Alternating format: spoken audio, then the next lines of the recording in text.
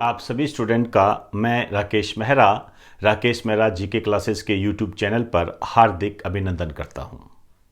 आज इस चैनल पर मैं इकोनॉमिक्स से संबंधित एक महत्वपूर्ण विषय पर चर्चा करने जा रहा हूं, एमएसपी। मैं एमएसपी पर चर्चा करूंगा, मिनिमम सपोर्ट प्राइस, न्यूनतम समर्थन मूल्य। यदि आप अखबार के टच में हो तो आप समझ गए होंगे कि ये शब्द कितना इंपॉर्टेंट है। आपके एग्जाम की दृष्टि से जितने भी क्वेश्चन बन सकते हैं उन सब को मैंने इस लेक्चर में ऐड करने का प्रयास किया है। यह आपके एग्जाम की दृष्टि से काफ़ी महत्वपूर्ण साबित होता है। यहाँ मैं उन बच्चों को सजेस्ट करना चाहूँगा जो पहले ऑफलाइन में पढ़ चुके हैं। उन बच्चों को एमएसपी में कुछ नया अपडेशन देखने को मिलेगा, तो आप उसे अपने जो नोटबुक है अपने उसमें ऐड कर लें। मैं वापस रिपीट कर दूं, जो बच्चे इकोनॉमिक्स पहले कर चुके हैं उनको ये एमएसपी वाला लेक्चर जरूर देखना है और इसमें जो नई बातें हैं उन्हें वो ऐड कर लें। उससे आपके नोट्स सिस्टमेटिक और अपडेटेड हो जाएंगे और ये जो सिस्टम होता है ये आपको कामयाबी दिलाने में एक सहायक सिद्ध होता है। तो दोस्तों, इस लेक्चर को ज़्यादा से ज़्यादा शेयर करें और सोशल मीडिया के माध्यम से हमारी जो टेक्निक है, हमारी जो पढ़ाने की कला है उसको बताने का प्रयास करें, ताकि जो दिग्भ्रमित की जो स्थिति बनी हुई है उससे वो दूर हो सके। इसके अलावा डिस्क्रिप्शन में जो लिंक दिए गए हैं उन्हें आप अपलोड कर लें। यहाँ इस लेक्चर को शुरू करने से पहले मैं मंडियाँ जो होती है उस पर भी बात करूँगा और मंडियों के साथ साथ फिर मैं एमएसपी को कृषि कीमत आयोग से जोड़कर आपको मैं स्टडी कराऊंगा, ताकि आपकी सारी बातें क्लियर हो जाएं। इसमें कई बातें आपके सामने आएगी जो एमएसपी को बहुत ज़्यादा मजबूत बनाती है। इसमें उन्हीं बातों को आपने ध्यान में रखना है जो आपके एग्जाम की दृष्टि से महत्वपूर्ण हो। एक्सेट्रा कोई चीज़ें करने की आवश्यकता नहीं होती है, बहुत बड़ा वाइड एरिया होता है इसका, वहाँ पर आप ना उलझे। कट टू कट जो भी सिस्टम आपके सामने आता है जो कि आपके एग्जाम को कोरिलेट करता है वही आपके लिए महत्वपूर्ण होता है। तो अब मैं अपना टॉपिक स्टार्ट करता हूं। सबसे पहले मैं बात करना चाहूंगा एपीएमसी की। छोटी सी बात है और थोड़ा सा आप इसको अपने जहन में बनाकर रखें। एमएसपी ज्यादा इंपॉर्टेंट है। आइए सबसे पहले लिखिए एपीएमसी। एपीएमसी पूरा नाम क्या होता है इसका? कई बार इनके पूरे नाम ही पूछ लिए जाते हैं।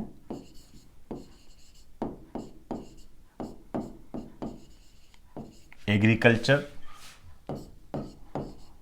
Produce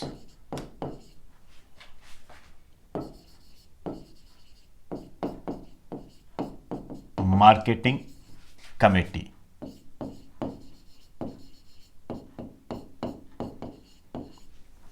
agriculture produce marketing committee, आप हिंदी में इसको कह सकते हो कृषि उत्पाद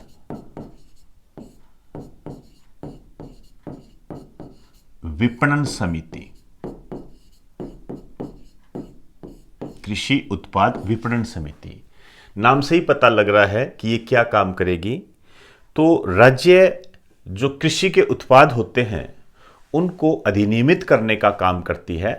आपने कभी नाम सुना होगा मंडी, कहते हैं ना किसान मंडी में अपनी फसल बेचने जा रहा है। ये मंडी ही ये समिति होती है जिसको हम यदि इकोनॉमिक्स की भाषा में कहें तो कृषि उत्पाद विपणन समिति कहते हैं। एक साइड में आप नाम लिख सकते हो इसका। इसका जो अन्य नाम है इसे कहते हैं मंडी। मंडी के नाम से भी इसको जाना जाता है। कोई हैरत की बात नहीं होती है, कई बार एग्जामिनर भी इस प्रकार के शब्दों का इस्तेमाल कर लेता है। एक और इसका नाम होता है कई राज्यों में, जैसे बिहार है, इसमें इसको बाजार समिति के नाम से भी जाना जाता है। बाजार समिति के नाम से भी इसको जाना जाते हैं। अब देखते हैं ये होती क्या चीज है। इसके माध्यम से राज्यों के द्वारा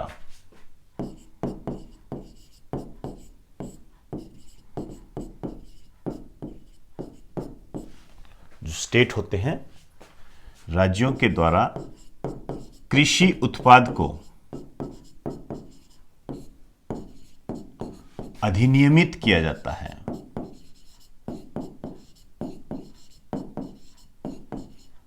अधिनियमित मतलब होता है रेगुलेटेड।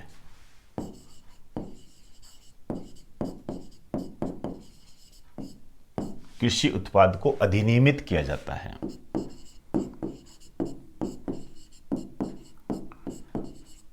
अधिनियमित करने का मतलब ये होता है कि सरकार ये डिसाइड करती है कि किसान अपनी जो कृषि उत्पाद को कहाँ बेचेगा।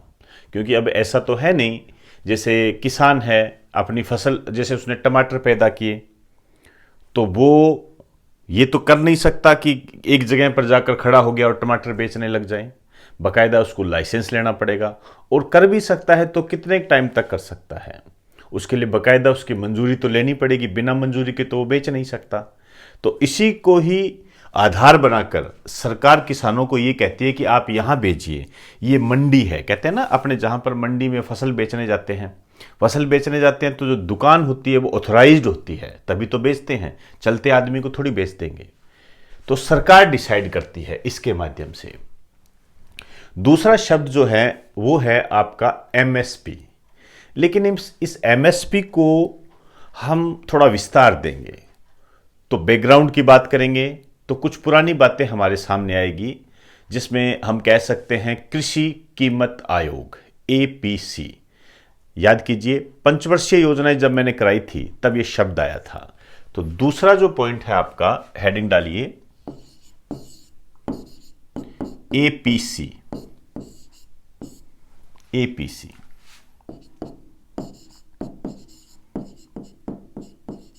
एग्रीकल्चर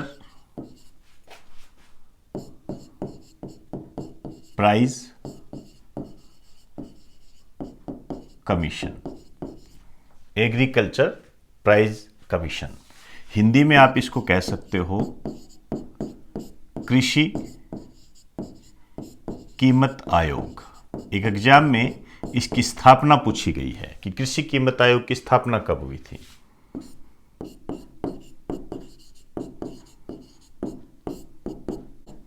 उन्नीस सौ 65 में इसकी स्थापना हुई थी। और उद्देश्य,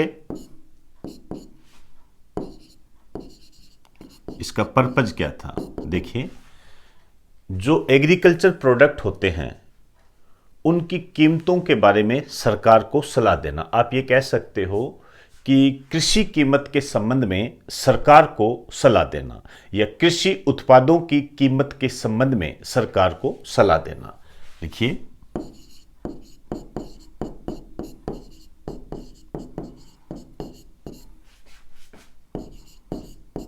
कि कीमत के संबंध में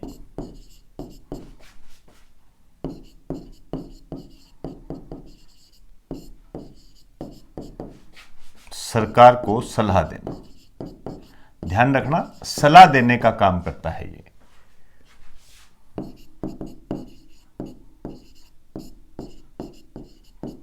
सरकार को सलाह देना, ये कृषि कीमत आयोग।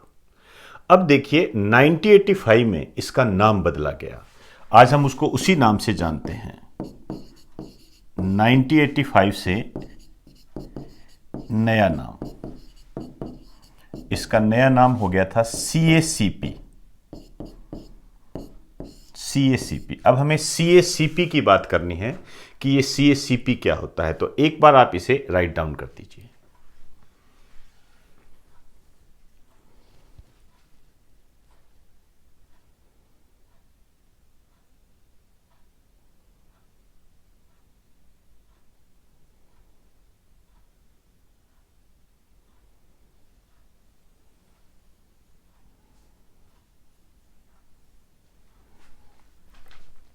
अब मैं CACP की बात करूंगा, आप इसके नीचे ही लिखते जाना।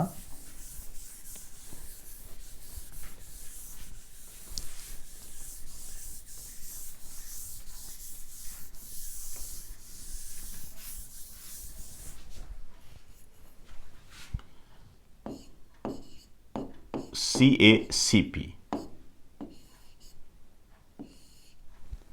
पहले तो इसका पूरा नाम देखिए,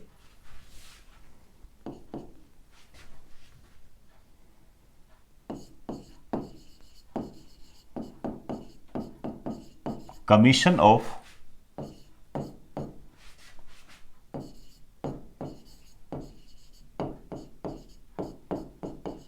एग्रीकल्चर कॉस्ट एंड प्राइस। आप कह सकते हो कृषि लागत व मूल्य आयोग या कीमत आयोग भी कह सकते हो, हिंदी में लिख दीजिए कृषि लागत व मूल्य आयोग, ये इसका पूरा नाम होता है। बहुत सारी बातें हैं इसका क्या उद्देश्य है, किसके अधीन है, उसकी हम बात करेंगे। सबसे पहले तो ये बात आती है कि ये किसके अधीन काम करता है, अंडर में किसके काम करता है। तो ध्यान रखना, ये जो काम करता है एफसीआई के अंडर में काम करता है। कई बार एग्जाम देते हो ना आप, फूड कॉरपोरेशन ऑफ इंडिया, भारतीय खाद्य निगम, इसके अंडर में ये काम करता है।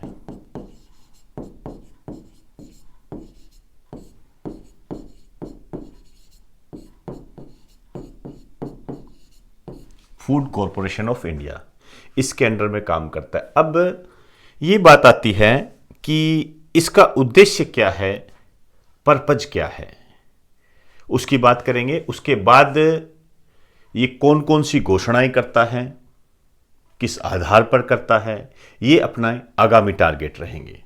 सबसे पहले हेडिंग डालिए उद्देश्य।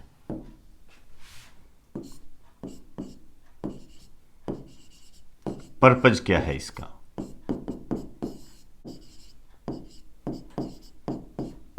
पहला है कृषि मूल्यों का स्थिरीकरण। आप समझ गए होंगे कि एग्रीकल्चर से संबंधित जो भी प्रोडक्ट होते हैं उनके मूल्य में एक स्थिरता देना, क्योंकि यदि एक स्थिरता नहीं होगी तो यदि यहां पर कंपटीशन हो गया तो किसानों को इससे नुकसान हो सकता है। तो एक पर्टिकुलरली एक कीमत का निर्धारण करता है ये कृषि उत्पादों से संबंधित, और कृषि की कीमतों को एक स्थिरता प्रदान करता है। ये इसका मेन पर्पज होता है। इसी तरीके से इसका जो दूसरा उद्देश्य है, किसानों की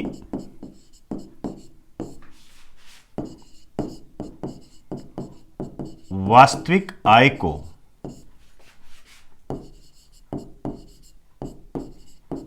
सुनिश्चित करना।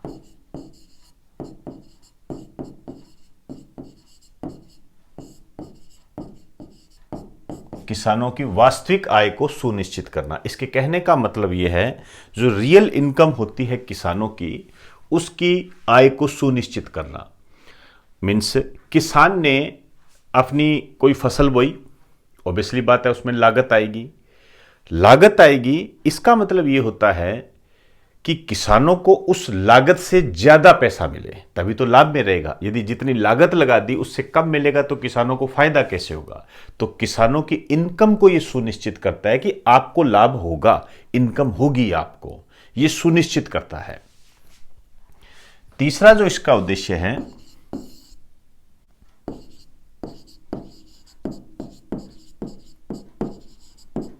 उपभोक्ताओं के हितों की रक्षा करना।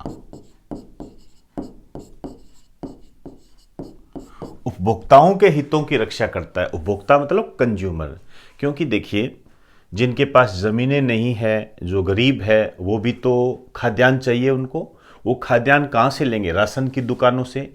तो ये क्या करता है, जो अपना पीडीएस सिस्टम है, पब्लिक डिस्ट्रीब्यूशन सिस्टम, सार्वजनिक वितरण प्रणाली, उसके माध्यम से खाद्यान्नों की बिक्री करके उपभोक्ताओं को के हितों की भी रक्षा करता है। एक लाइन लिख दीजिए, पीडीएस के माध्यम से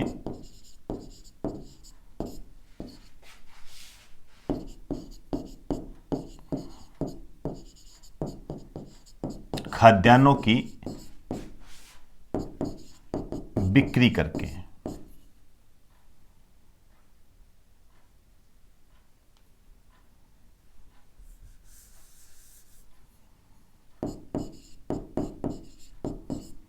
बिक्री करके। मैं बात करूंगा इसके लिए जो ये कृषि कीमत आयोग है, या आप जिसको आप CACP कह सकते हो, ये क्या है, बकायदा जारी कीमतें जारी करता है, इशू प्राइस। मैं बात करूंगा उसकी। फिलहाल ये जो PDS है, ये क्या होता है, पब्लिक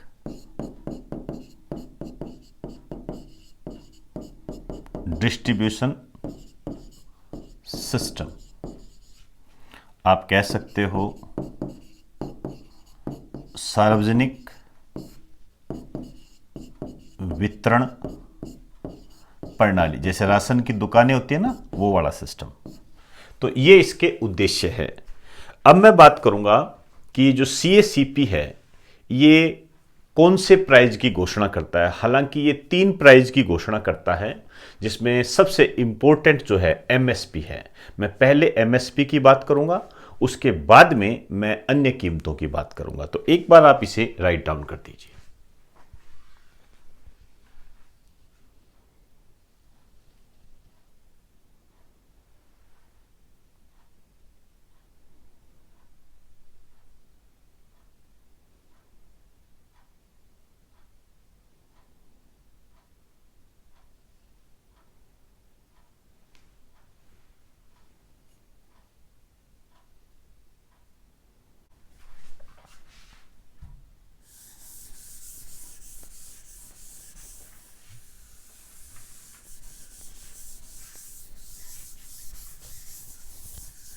अब 3 प्रकार की कीमतों के बारे में ये सुझाव देता है। ध्यान रखना, मैंने शब्द इस्तेमाल किया है, सुझाव देता है। एक लाइन लिखिए, यह है सरकार को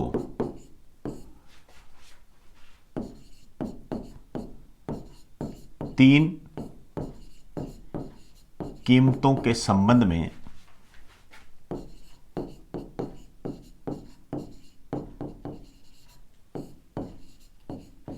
सलाह देता है। 3 कीमतों के संबंध में सरकार को सलाह देता है। इस बात पर गौर करें, ये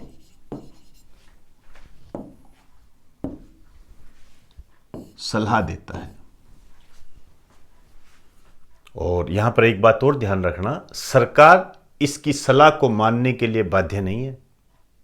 एक लाइन लिख दीजिए, सरकार इन सलाहों को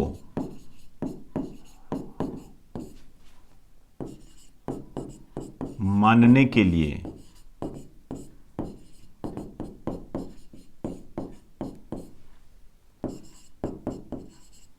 बाध्य नहीं है। माने तो माने, ना माने तो ना माने, ये ध्यान रखें। तो 3 कीमतों के संबंध में ये सरकार को सलाह देता है और सरकार इनकी सलाह को मानने के लिए बाध्य नहीं है। ध्यान रखना, इस टाइप के क्वेश्चन कथन सत्य असत्य में बन जाते हैं। अब ये कौन कौन सी कीमतें हैं? सबसे इंपॉर्टेंट आपके एग्जाम की दृष्टि से जो है वो है MSP। MSP मिनिमम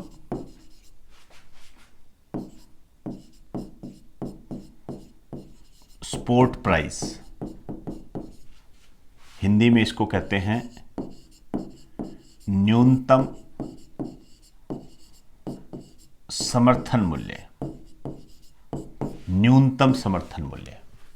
सबसे पहली बात तो ये क्या होता है, देखिए, सरकार किसानों का जो कृषि उत्पाद होता है उसके लिए एक मूल्य निर्धारित करता है, और ये जो मूल्य निर्धारित करता है वो किसानों के फसल बोने से पहले ही कर देता है।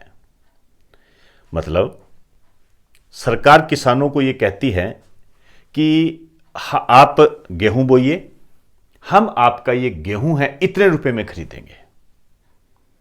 तो किसान क्या होता है, सुनिश्चित हो जाता है कि भाई चाहे मेरी फसल डिमांड और सप्लाई के नियम पर आधारित नहीं होगी, चाहे फसल ज्यादा होगी तो भी मुझे उतना ही मूल्य मिलेगा, फसल कम होगी तो भी मुझे उतना ही मूल्य मिलेगा। मतलब समझे, अर्थ ये होता है कि जैसे मान लीजिए कृषि उत्पादों में जैसे आलू ज्यादा हो गए, एक एग्जांपल दे रहा हूं, आलू ज़्यादा हो गए, आलू ज़्यादा हो गए तो सप्लाई कैसी होगी? ज़्यादा हो गई। सप्लाई ज़्यादा हो गई तो मांग कैसी होगी? कम होगी। मांग कम हो गई तो कीमत भी कम होगी, तो उसकी कीमत गिर जाती है। इसी तरीके से यदि आलू की पैदावार कम हुई तो सप्लाई कम हो गई, सप्लाई कम हो गई तो मांग ज़्यादा होगी, मांग ज़्यादा होगी तो कीमत ज़्यादा होगी। तो मार्केट में क्या होता है, जो भी प्रोडक्ट है उसकी कीमतों में उतार चढ़ाव बना रहता है। इस उतार चढ़ाव से किसान अनिश्चितता में रहता है, वह तय नहीं कर पाता है कि मैं करूं क्या। तो किसान क्या करती है, इसके माध्यम से उसको सुनिश्चित कर देती है कि आपका इस मार्केट से कोई प्रभाव नहीं पड़ेगा, आपको इतना रुपया तो मिलेगा ही मिलेगा। मतलब इस कीमत पर ये जो कीमत है आपको आपकी फसल की मिल जाएगी। इसे ही न्यूनतम समर्थन मूल्य कहा जाता है। एक लाइन लिख दीजिए, इसके माध्यम से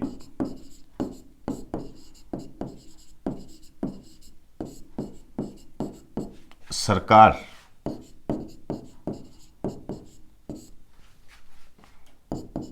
किसान के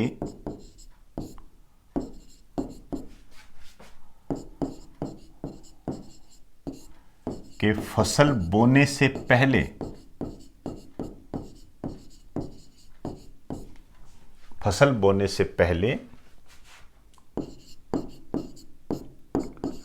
उस फसल की कीमत का निर्धारण करती है।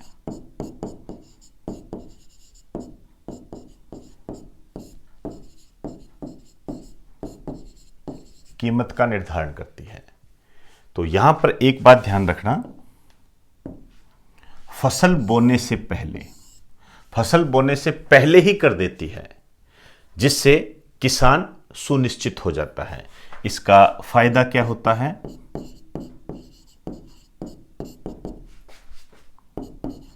किसान जो होता है सुनिश्चित हो जाता है, और सुनिश्चित होने से क्या होगा, वह फसल बोने के लिए प्रेरित होता है।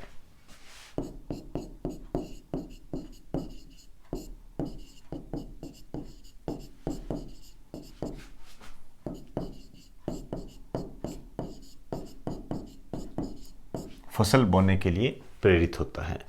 एक बात यहां ध्यान रखना, एक बाजार कीमत होती है मार्केट में, मंडी में, किसान उस पर भी बेच सकता है। यदि किसान को लगता है कि मैं एमएसपी से ज्यादा मार्केट में मिल रहा है, मार्केट में बिक रहा है, तो वो उनको भी बेच सकता है। यहां पर यह बात ध्यान रखना कि किसान, जो सरकार है, इसका उद्देश्य किसानों को लाभ देना नहीं है, उसको सुनिश्चित करना है, भाई आप सेफ हो, सुरक्षा करना है। तो एक ब्रैकेट में बात लिख दीजिए,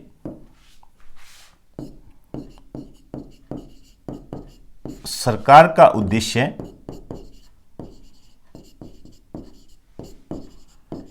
इसके माध्यम से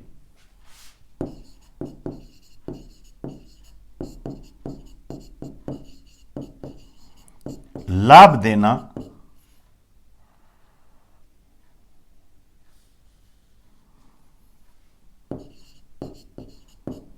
नहीं होता है। ध्यान रखना, हालांकि वैसे देखा जाए तो प्रॉफिट ही होता है उसे, लेकिन सुनिश्चित करना है। मेरी बात को समझना, जैसे यदि बाजार कीमत ज्यादा है, एमएसपी कम है, तो किसान वहां भी बेच सकता है। किसान को सेफ करना इसका उद्देश्य है। क्लियर हुई बात सारी? एक बात और ध्यान रखें इसके माध्यम से,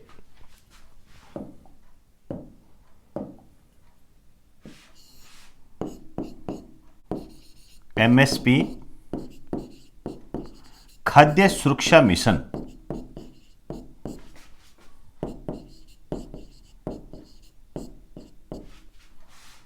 में भी सहायता करती है।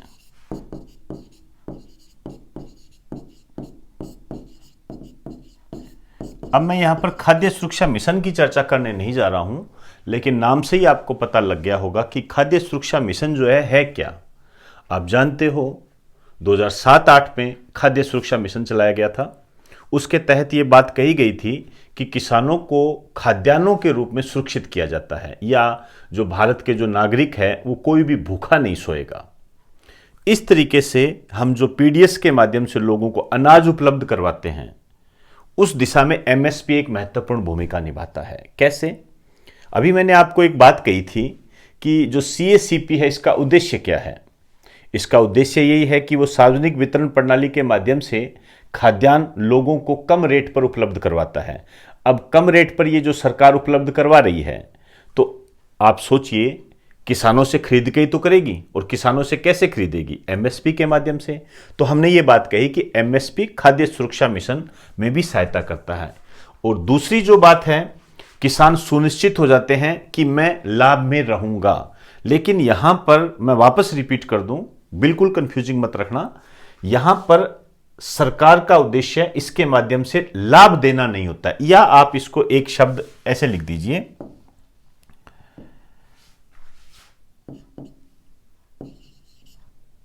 अत्यधिक। ये आपको आपकी कंफ्यूजिंग दूर कर देगा। सरकार का उद्देश्य इसके माध्यम से अत्यधिक लाभ देना नहीं होता है। समझे ना बात को? हालांकि देखिए, हम जब इस पर चर्चा करते हैं तो लाभ तो किसानों को हो ही रहा है, ओबियसली बात है। लागत से ज्यादा जब उसको मिल रहा है तो लाभ तो हो रहा है, लेकिन सरकार का उद्देश्य इससे ज्यादा लाभ नहीं होता है, उसका ज्यादा लाभ पहुंचाना नहीं होता है, बल्कि किसान को सेफ करना होता है। भाई आप सेफ जोन में हो, आप टेंशन मत रखिए, आप तो खाद्यान्न बोइए। क्योंकि यदि किसान ने ये डिसाइड कर लिया कि मैं खाद्यान्न नहीं बोऊंगा और कोई फसल बोऊंगा, तो फिर हमारा जो खाद्य सुरक्षा मिशन है ये खतरे में आ जाएगा। क्योंकि सरकार को इसके लिए अनाज चाहिए, फिर अनाज सरकार को मिलेगा कहां से? तो इसको ध्यान में रखते हुए भी ये एमएसपी डिसाइड किया जाता है। अब हम बात करेंगे, ये जो एमएसपी है इसका आधार क्या है, अवधारणा क्या है, किस पर यह डिसाइड की जाती है। तो एक बार आप इसे राइट डाउन कर दीजिए।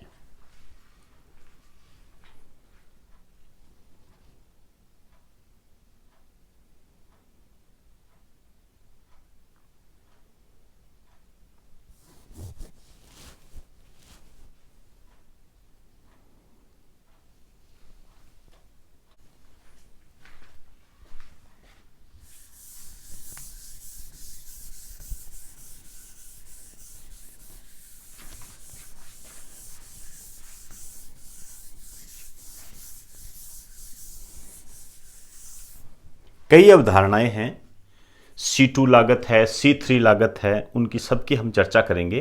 बेसिकली C2 लागत को यह आधार बनाता है। एक लाइन लिखिए, एमएसपी के नीचे ही लिखना है आपने, CACP एमएसपी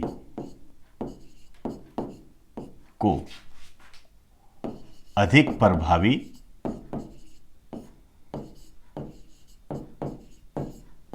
व लाभदायक बनाने के लिए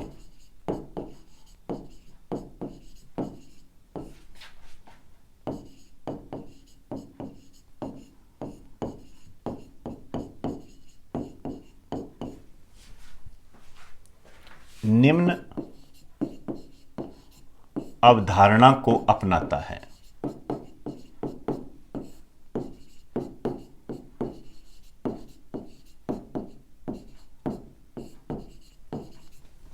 बेसिकली जो अवधारणा है वो है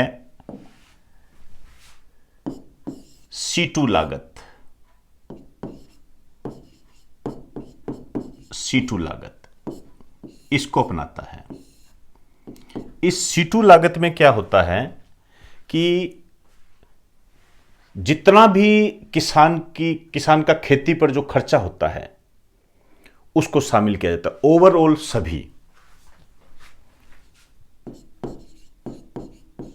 किसानों के द्वारा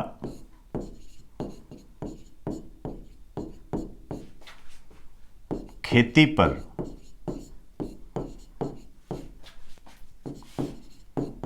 किया गया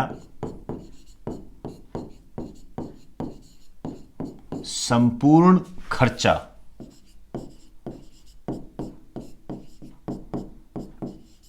शामिल किया जाता है।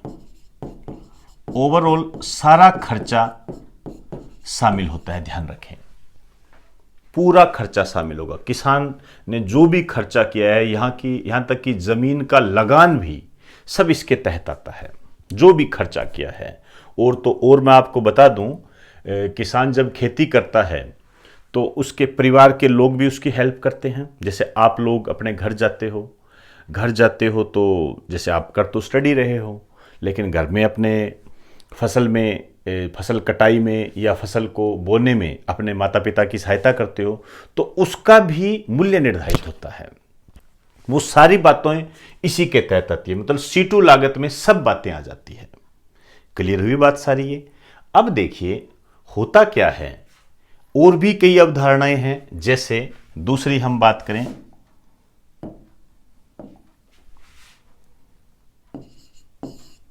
C3 लागत। C3 लागत, अब देखिए ये C3 लागत क्या है। इसमें क्या होता है, C2 तो होगा ही होगा, मतलब ये तो होगा ही होगा C2, और प्लस C2 का 10%, C2 का 10% भी इसमें शामिल होता है। ये जो C2 का 10% है, ये ऐसे कहा जाता है कि किसान ने जो मैनेजमेंट किया है वो है पारिश्रमिक, वो उसका मेहनताना है। ब्रैकेट में लिख दीजिए, ये क्या होता है, किसान का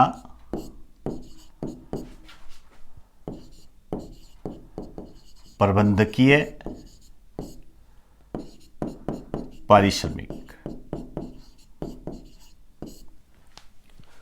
मैनेजमेंट मेहनताना होता है, इसका मैनेजमेंट जो किया है वो है। तो C2 लागत ये होती है, C3 लागत ये होती है। ध्यान रखना, ये दोनों में अंतर होता है। अब देखिए आपके यहां क्वेश्चन ये बनता है कि किसानों के द्वारा खेती पर किया गया संपूर्ण खर्चा इसके अंदर शामिल किया जाता है। हमेशा ध्यान रखना, MSP C2 लागत से ज्यादा होगा हमेशा, तभी तो किसान को फायदा होगा।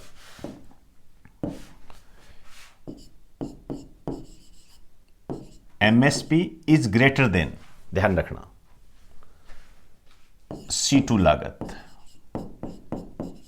इससे ज्यादा होता है, ध्यान रखना। ये C2 लागत से MSP ज्यादा होगा। आप कंफ्यूज मत हो जाना बिल्कुल इसमें।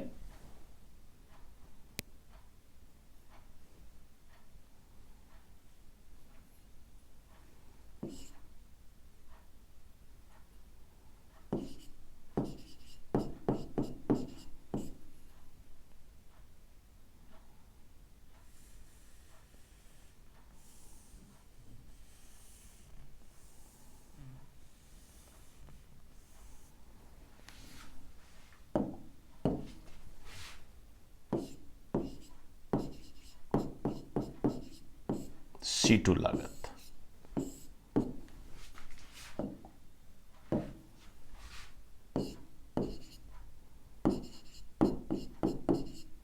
C3 लागत। क्लियर? तो MSP जो है C2 लागत से ज्यादा होगा। अब देखिए और भी कई अवधारणाएं हैं। और कौन कौन सी अवधारणाएं हैं, जैसे इसकी चौथी अवधारणा की बात करते हैं हम, सॉरी तीसरी,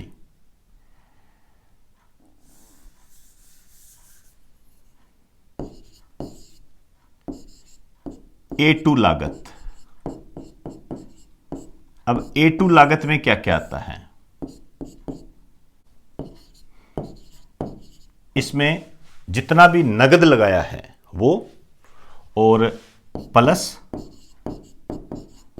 वस्तु के रूप में किया गया खर्चा। वस्तु के रूप में किया गया खर्चा मतलब जैसे ट्रैक्टर पर खर्चा, वो इसके अंदर आता है। तो A2 लागत में ये दो ही बातें आती हैं कि किसान ने नगद कितना खर्च किया है और वस्तु के रूप में कितना खर्च किया है, जैसे हल पर कितना खर्च कर दिया, ट्रैक्टर पर कितना खर्च कर दिया वो। इसी तरीके से एक चौथी अवधारणा और होती है,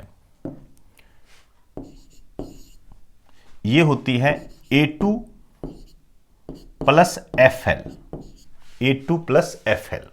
अब इसमें आपको कुछ नहीं करना, इस A2 और FL में एक तो आता है A2 तो पूरा ही आएगा, मतलब नगद और वस्तु के रूप में किया गया खर्चा, प्लस इसके अंदर FL आएगा, FL फैमिली लेबर, पारिवारिक श्रम, ये आएगा। ये होती है फैमिली लेबर,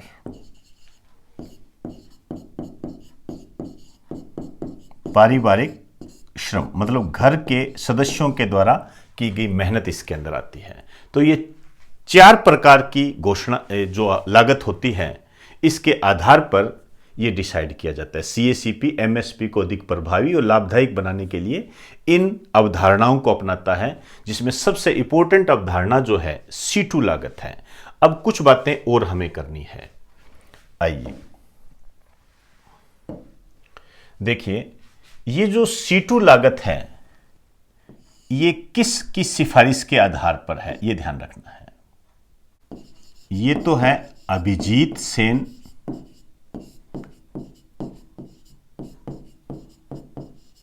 समिति की सिफारिशों के आधार पर।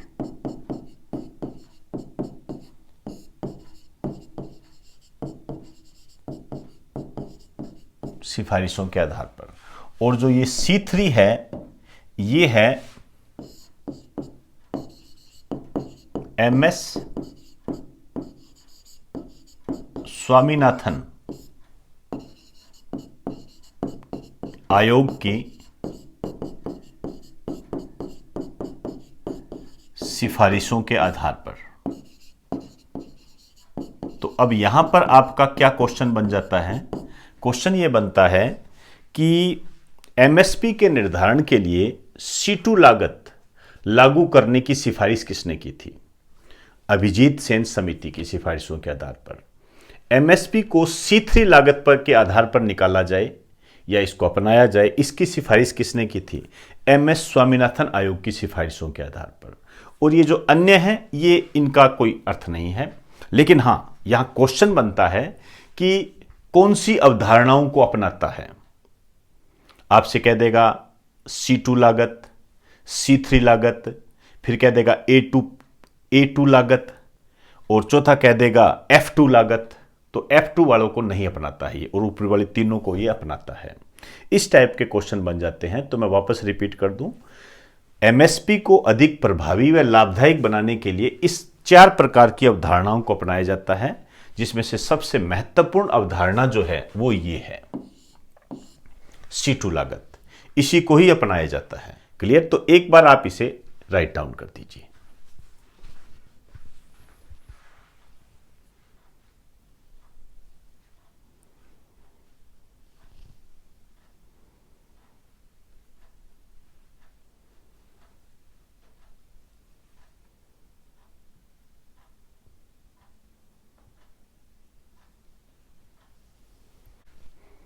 अब हम एक क्वेश्चन करेंगे, उससे आपको ये जो लागतें हैं ये क्लियर हो जाएगी। RS में आया हुआ क्वेश्चन है ये।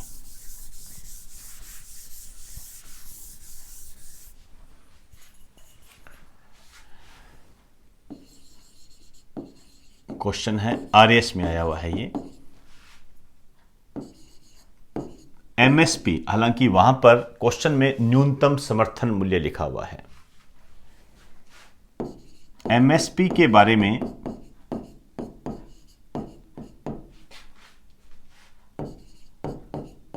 कौन सा सही है?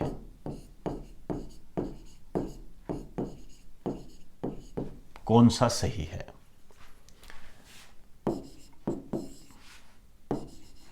MSP is greater than C2 लागत।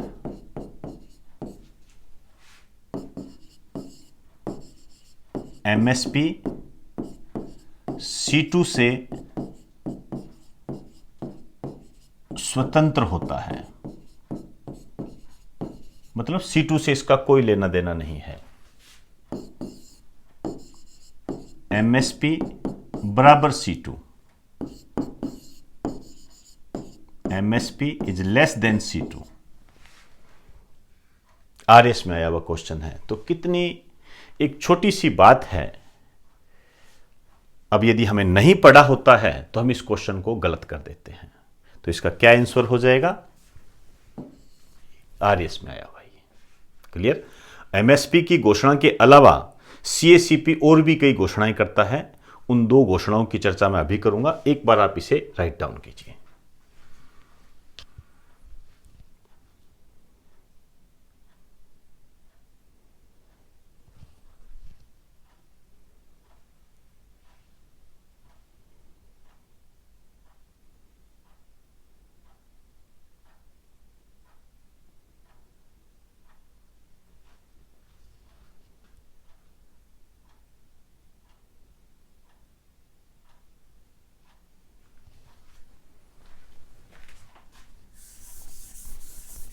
तो सीएसीपी एक तो एमएसपी की घोषणा करता है और दूसरी जो घोषणा करता है,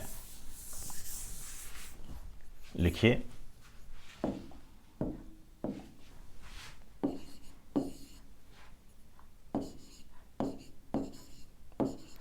वसूली मूल्य।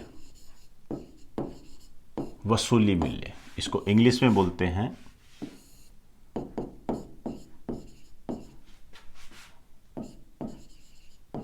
Procurement price.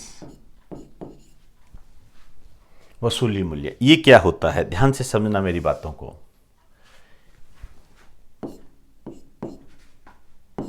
एमएसपी के ऊपर बोनस देकर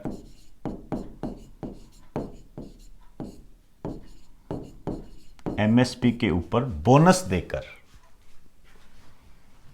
सरकार के द्वारा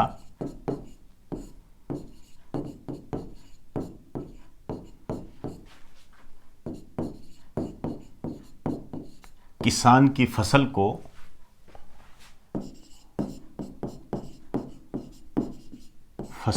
खरीदना।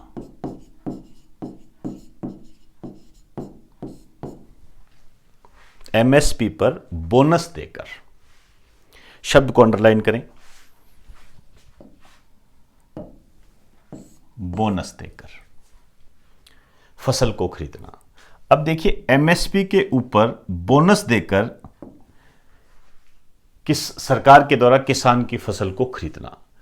आपने कई बार सुना होगा कि जब फसल कटाई हो जाती है फसल की, तो सरकार कहती है कि अब सरकार न्यूनतम समर्थन मूल्य पर 100 रुपये ज्यादा देगी। जैसे एमएसपी तो 1400 रुपये हैं, लेकिन आपको सरकार 100 रुपये और देगी। यही वसूली मूल्य होता है। तो इसके बारे में कुछ बातें आपने ध्यान में रखनी है। एक तो यह फसल की कटाई के बाद दिया जाता है, जबकि एमएसपी क्या होता है? फसल बोने से पहले होता है। एक लाइन लिखिए, यह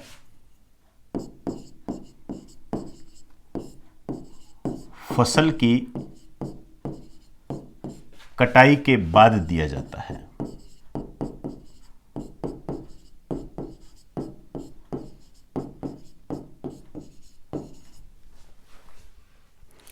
यहां पर ब्रेक में एक बात लिख देना, एमएसपी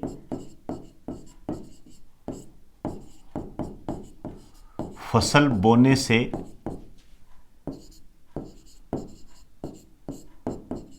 पहले दिया जाता है। फसल बोने से पहले दिया जाता है, दोनों में अंतर रखना है आपने।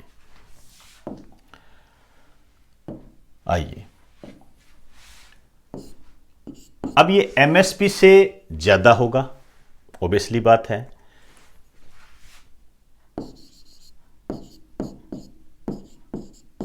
एमएसपी से ज्यादा, ठीक है, एमएसपी से तो ज्यादा होगा ही होगा। लेकिन एक बात बताइए, मैंने एक शब्द अंडरलाइन कराया है आपको, बोनस। बोनस देना कोई जरूरी थोड़ी होता है। क्या जरूरी है कि बोनस तो मिलेगा ही मिलेगा? ये तो सरकार अपनी मर्जी से करती है।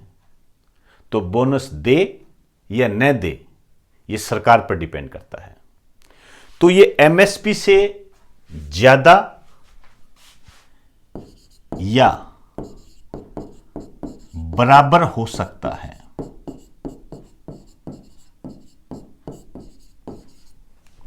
ज्यादा हो सकता है और बराबर भी हो सकता है, क्योंकि सरकार बोनस दे तो दे, ना दे तो ना दे। लेकिन कम नहीं हो सकता। ये ऐसी छोटी छोटी बातें हैं जो आपको ध्यान में रखनी है। कम कभी नहीं हो सकता, बराबर हो सकता है, ज्यादा हो सकता है, लेकिन कम नहीं हो सकता। तो वसूली मूल्य जो है, प्रोक्योरमेंट जो प्राइस है, वो एमएसपी से ज्यादा हो सकता है, बराबर हो सकता है, लेकिन कम नहीं हो सकता। ये बात गांठ बांध लेना। ये कथन सत्य असत्य में आती है और ये क्वेश्चन मेरिट निर्धारित करते हैं। इसी तरीके से एक और प्राइस है हमारे पास,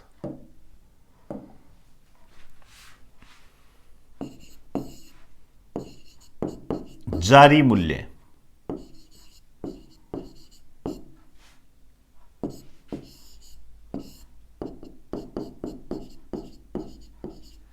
इशू प्राइस। ये क्या होता है पहले समझिए।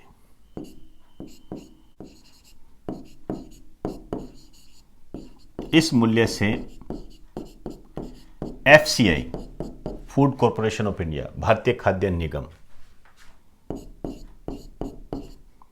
पीडीएस, पब्लिक डिस्ट्रीब्यूशन सिस्टम, सार्वजनिक वितरण प्रणाली, पीडीएस के माध्यम से खाद्यान्नों की बिक्री करता है।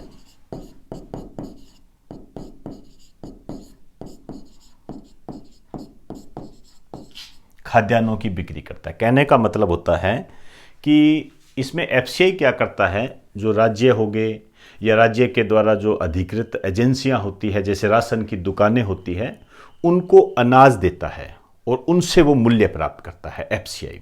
तो ये जो कीमतें होती हैं, ये होती है इशू प्राइस, जारी कीमतें या जारी मूल्य।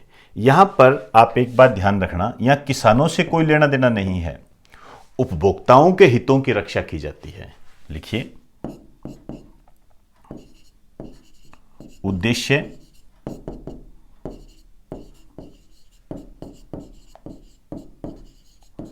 उपभोक्ताओं के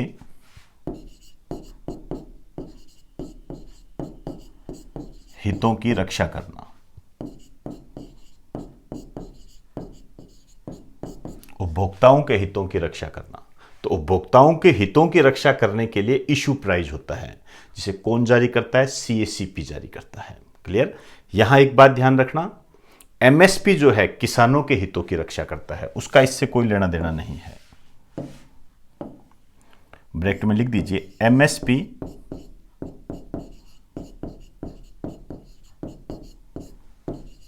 किसानों के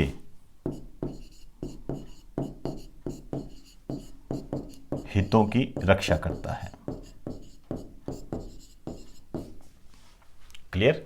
तो ये कुछ बातें थी जो हमने एमएसपी और के बारे में की। एमएसपी सबसे ज़्यादा इंपॉर्टेंट होता है, लेकिन कई एग्जाम में मैंने इस टाइप के क्वेश्चन भी देखे हैं, तो एक बार आप इसे राइट डाउन कर दीजिए।